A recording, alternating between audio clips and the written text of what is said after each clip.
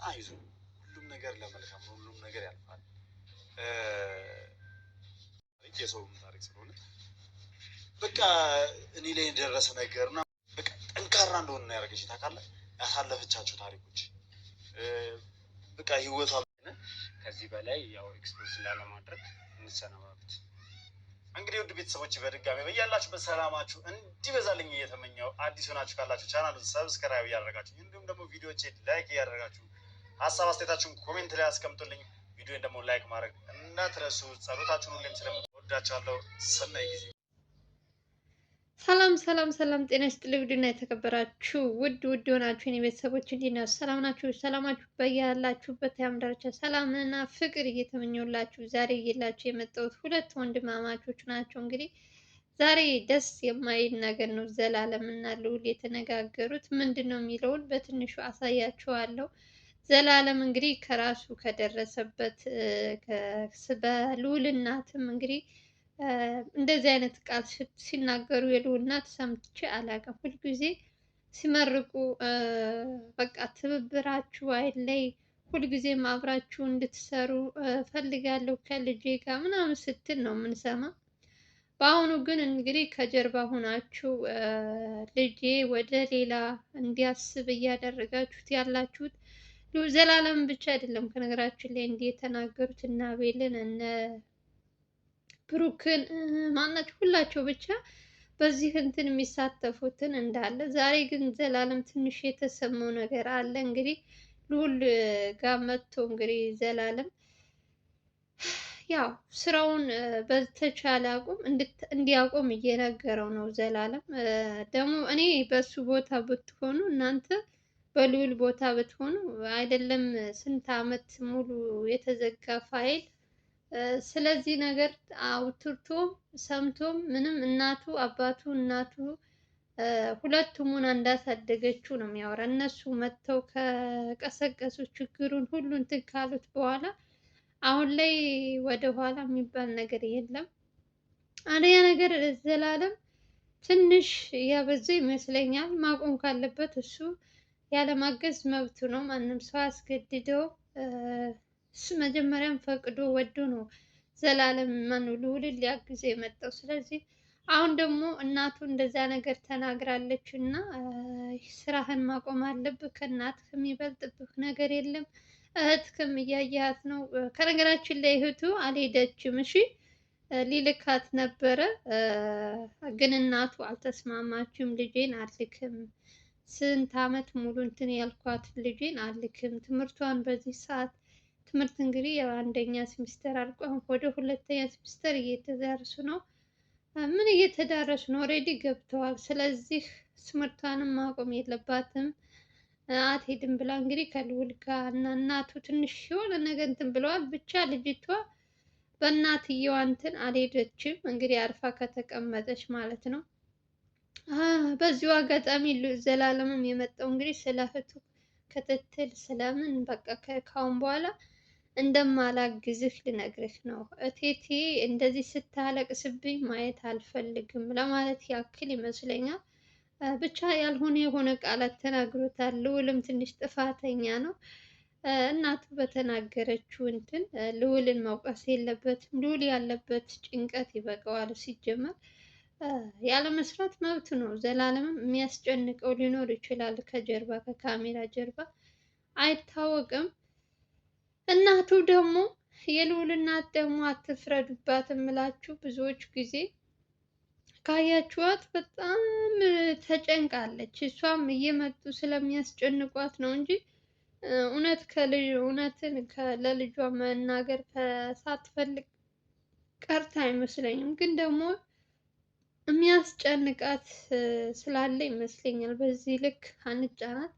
ግን ደግሞ አንዳንድ ጊዜ ቆም ብለን ስናስብ እሷ ብትናገር እሷ እንዲህ ብትል ምናምን እያልን እኔም እየፈረድኩ ነው። ዘላለምም እንግዲህ የተሰማውን ነገር እናቱ በዚህ ልክ ስታዝን በዚህ ልክ ማየት አልፈልግም፣ ይሄ ጉዳይ ይዘጋልኝ ስላለች ማለት ነው የልዑል እናት። ልዑል ደግሞ የፈለገው ነገር ይመጣል እንጂ ትክክለኛ ወንጀለኛው ትክክለኛ በአባቱ ምክንያት እንግዲህ ስንት ወንጀለኛዎች እየተጋለጡ እንደሆነ እያያችሁ ነው። ስለዚህ ብዙ ነገሮች አሉ። ይሄ መጥራት አለበት፣ መቼም ቢሆን አላቆመም ብሎ እየታገለ ነው። እናቱ በአንድ በኩል የልዑል ቤተሰብ በአባቱ በኩል ያሉት በአንድ በኩል ብቻ ልዑል ከመሀል ብቻውን እየታገለ ነው ያለው።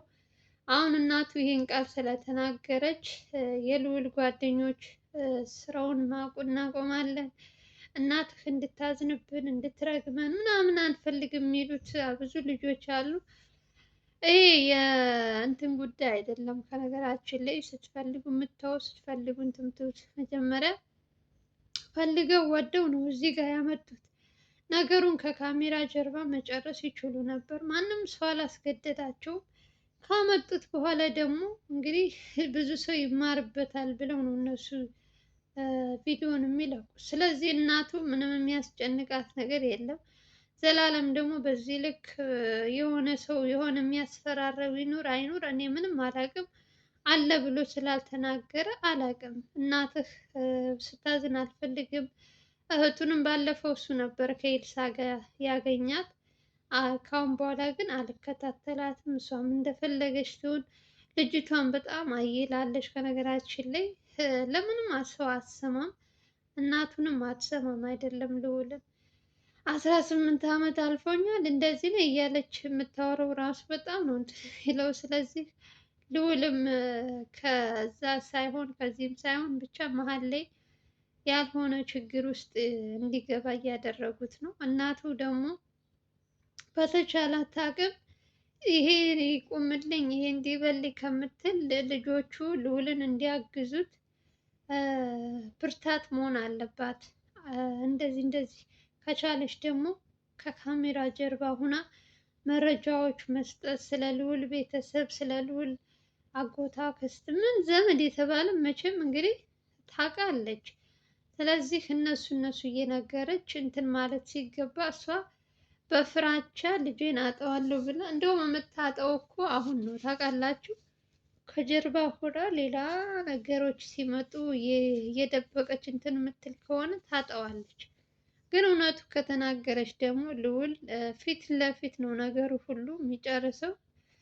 እሷም አይኗ እያየ እየመጡ የሚያሰቃዩትን ሰዎች ፍትህ እንዲያገኙ እሷም በነፃነቷ ወጥታ እንድትገባ ይረዳን ነበር። ግን እሷ ዝምታን መርጣ ነገሩ ሁሉ እንዳሰበችው አልሄደላትም። ምንም አለ ምንም። አሁን ይቺ እህቱ እንደ ሰውኛ አስባ ትምህርቷን ብቻ ብትማር፣ ከሰው ጋር አትገናኝ፣ እንደዚህ አታድርጊ፣ አሁን በኋላ አይመለከተኝም አያገባኝም ብሏል ልዑል። ግን ደግሞ የሆነ ችግር ተፈጠረ ወይ ልጅቷ እንዲሆነች ሲባል ዙሮ ነገሩ ምኑ ሁሉ ነገር እንትን የሚለው ልዑል ጋ ነው። ስለዚህ አይመለከተኝም የሚባል ነገር የለም። ያው ልጅቷም ትንሽ አበዛችው ይመስለኛል። አንዳንዴ ስትቀብጡ የሆነ ብቻ የቤት አንድ ሰው ብቻ ለአንድ ልጅ ብቻ ስትሆኝ በጣም እንትን ትያለሽ። ስለዛም ይመስለኛል እህቱ እንግዲህ ድርቅ ያለችው። ከአሁን በኋላስ ባትገናኝስ ብትገናኝስ ማንም አያውቅም። ዘላለምም ከአሁን በኋላ አቆማለሁ ብሏል፣ አልሰራም፣ መረጃዎችም እህትንም አልከታተልም ብሎ ተናግሯል ማለት ነው። ልዑልን እንደውም ነገርኳችሁ ስራውን እንዲያቆምና ሌላ ነገር እንዲቀጥል፣ ስለ አባቱ በቃ መርሳት አለብህ፣ ድሮም አታውቀውም አሁንም ማወቅ የለብህም፣ ወንድም ምናምን የምትለው እኛ አለንልህ፣ ምንድን ነው የምትፈልግ በዚህ ልክ እናትክን ለምን ትላለህ እያለ እንግዲህ ልዑልን ታውቁታላችሁ። የሆነ ነገር ከጀመረ እስከ መጨረሻው ድረስ ሳይሄድ ለማንም እጅ አይሰጥም። ዘላለም እንደውም ጎበዝ ነበር፣ ጠንካራ ነበረ።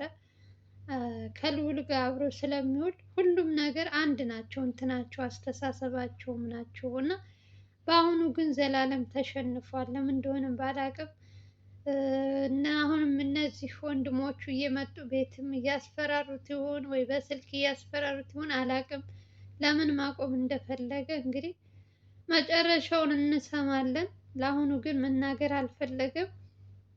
ምክንያቱ እናትህ ናት ነው ያለው። እንግዲህ እናት ሁልጊዜም ትናገራለች። እነ ዘላለም ብቻ ሳይሆን እነ ብሩክ፣ እነ ሚኪ፣ እነ ቴዲ ብቻ ልዑልን በሚያግዙት ሰዎች ዙሪያ ላይ አቁሙ፣ ይሄ ነገር ወዴት እየሄደ ነው? ልጄን ያልሆነ ቦታ ውስጥ እየከተታችሁብኝ ነው ምናምን ትላለች። ስለዚህ ይሄ ደግሞ የእናትነት እንትን ነው፣ ሊሰማውም አይገባም። እንደውም ልዑልን ማበረታታት፣ ልዑልን ወደ ቀጣይ እንትን ለማስባል ሌላ እቅድ ማውጣት እንጂ አሁን ትቶ መሄድ ምናምን እኔ ደስ አላለኝ። በተለይ እህቱ እስከምትረጋጋ ድረስ ወደ ራሷ እስከምትሆን ድረስ። ልዑል ደግሞ እኔ በጣም ከልዑል የታዘብኩት ነገር ቢኖር ኤልሳ በተደጋጋሚ እንደዚህ አይነት ነገሮች እያደረገች አይቶ እንዳላየ የሚያልፋት ነገር ከእህቴ ጋር ከተገኘች እንደዚህ አደርጋለሁ ብሎ ወስኖ ነበር። ግን ደግሞ ድጋሚ ምን አረገ? አልታሰረችም። አሁንም እንደፈለገች እንትን ትላለች። ኤፍሬምን አላውቀውም፣ ኤፍሬም እንትን አይደለም ትላለች። ግን ልጅቷ ከጀርባ ሌላ ነገር። ልጇ ታሟል፣ ህፃኑ ልጅ። ግን ደግሞ ስለ ልጇ የምታስብ እናት አይደለችም። አንድና አንድ እሷ ልዑልን የእሷ ማድረግ ብቻ ነው። ልዑል በምን አጋጣሚ እኔ ጋር ይሁን የሚለውን እንትን ነው የምታስብ እንጂ ስለምንም ነገር የምታስብ ሴት አይደለችም ኤልሳ። ለዛም ነው እህቱን መጠቀሚያ ያደረገቻት። አላቅም። ከአሁን በኋላ እንግዲህ እንዳትገናኝ ተብላለች። ልጅቷ የምትሰማም አይደለችም። ድጋሚ ታላችሁ ከአንድ ሳምንት ወይ ከዛ በላይ እንግዲህ ከእሷ ጋር ስትገኝ ለማየት ያበቃችኋል። እኛ ዝም ብለን ማየት ነው፣ እያየን መፍረድ ነው። ስለዚህ ዘላለም ዛሬ ትንሽ ያጠፋ ይመስለኛል። በዚህ ሰዓት ሰው በሚያስፈልገው ሰዓት ትቶ መሄድ ትንሽ ከባድ ነው። እንደ ወንድም ማማከር ያለበትን ነገር ማማከር አለበት። ልዑል ደግሞ ሆድ ብሶታል፣ እንደ በፊቱ አይደለም። ብስጭት በቃ ትንሽ ነገር ራሱ ያበሳጨዋል። ወንበር ይደበድባል ምናምን በቃ የሚያደርገው ነገር ሁሉ እና እንደዚህ እየሆነ እያየ ትንሽ ያጠፋ ይመስለኛል። እናንተም እንደ ተመልካች ስትፈርዱ በዚህ ሰዓት ትቶ መሄዱ ጥሩ አይደለም። እናቱ የፈለገው ነገር ብትልም ማለት ነው። የሁሉ ችግር የመጣው ባለፈው በእህትየዋ ምክንያት ነው። ልካለው አልክም በጣም እንትን ተደርሶ ነበር እና በዛ ምክንያት ይመስለኛል ዘላለም ትንሽ የተሰማው። እናትየዋን በመሀል የተናገረችው ነገር አለ። እሱም ይመስለኛል። ብቻ ዘላለም እንደዚህ ዛሬ ልዑልን እንደዚህ ሲናገረው አይቻላል። የእውነት እስከ መጨረሻ ካያችሁት ለነገሮች ሁሉ አንተ ነህ ይህ ሁሉ ነገር እንትን ያልክብኝ ምናምን እስከ ማለት ድረስ ዘላለምም ሆነ ልዑልም ምንም ጥፋት የለባቸውም። ጥፋትም አለባት ከተባለ እንግዲህ በቤተሰብ በኩል የመጣውን ነገር መናገር ካለባት እናቱ ናት። ስለዚህ እውነት ያለው ከእሷ ጋር ስለሆነ ሁለታቸው የሚያጨቃጭቃቸው ነገርም የለም። እንደ ሰው እንደንት ስታስቡ ትክክለኛ ስትፈርዱ እንግዲህ እናቱ እውነት የምትወደው ከሆነ ልጇን ለራሷ ስትል ልጇን እንትን ማለት ትችላለች። እኔ ለመፍረድ ቀላል ነው፣ ግን በቦታው ስትሆኑ ትንሽ ነገሩ ሁሉ እየከበደ ወደማታስቡት ቦታ እንዲሄዱ እያደረጋቸው ነው። መከራው እምቢ ካለ መከራ ይምከረው ነው እንግዲህ። ከባድ ነው በጣም እውነት። ልዑል ያለበት አሁን ያለበት እንትን በቃ ማያስበው ሌላ ችግር ውስጥ ነው የከተቱት።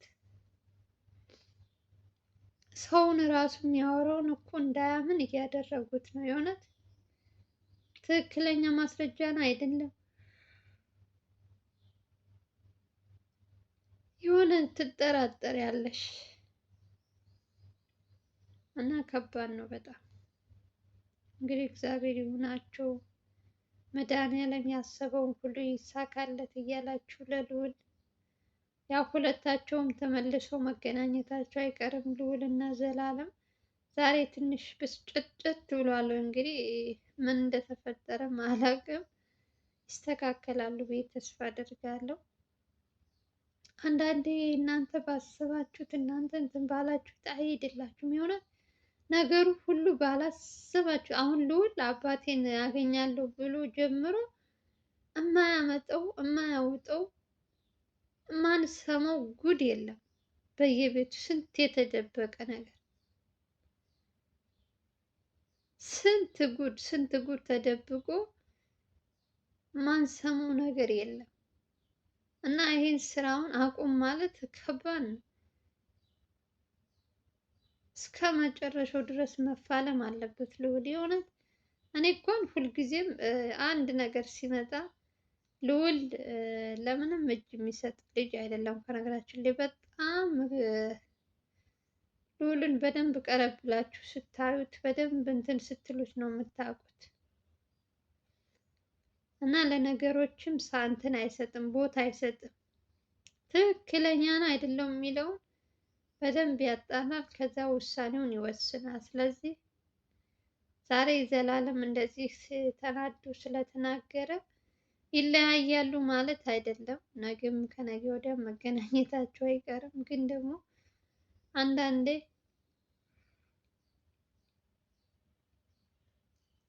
ችግር አያጣችሁም። ትልቋ ችግሩ እህቱ ናት። ለማንኛውም የምወዳችሁ እንግዲህ የዛሬው የዘላለም እና የልዑል ይሄን ይመስላል። እናቱም እንግዲህ የተሰማትን ነገር ያለችውም ነገር በትንሹ አሳያችኋለሁ።